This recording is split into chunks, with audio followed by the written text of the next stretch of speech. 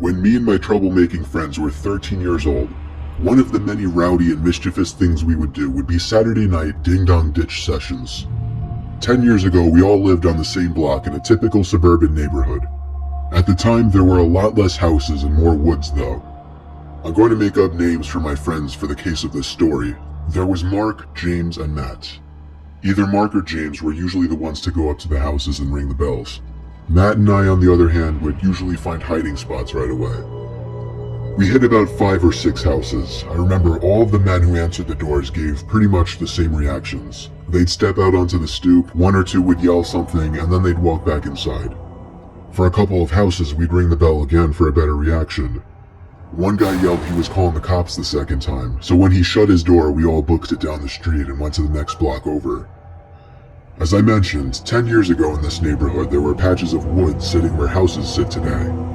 On the next block over, there were a few patches of wood surrounding some of the houses, and the houses on this block seemed to be more unkempt. The first house on the block was across the street from the patch of woods, which made for a perfect hiding spot. The house was kind of run down looking. Tall grass, a ratty old car with a cover on it in the driveway, and overall just a small house. Mark went up to ring the bell. He barely had time to make it across the street before the door opened. It was another man to answer the door. Really big, about 6 foot and stocky build. Unlike the others, he was furious immediately. He walked around his whole front yard checking the bushes, yelling threats. We all laughed as we always did. Eventually, he finally went back inside. Minutes, checked the windows, and then ran back up the stoop to ring the bell again. I didn't envy him with this house. I would not be bold enough to ring that man's bell again. Mark knew he probably didn't have as much time, so he ran to the side of the house and out of sight. The door opened much quicker this time, and this time the man came out with a rifle in his hand. We all looked at each other, simultaneously going, "Oh shit," under our breath. The man checked all the places he checked before, and then a few extra places this time, like behind his car, behind a couple trees. And then he walked to the center of his lawn and just stood there, as if he were thinking. He looked around, and then his head facing us in the woods. Me, Matt, and James looked at each other. We ducked lower in hopes that he didn't see us. After 10 seconds of staring in our direction, the man went back into his home. And then, we saw him appear at his front window, standing still like a statue, looking in our direction in the woods once again.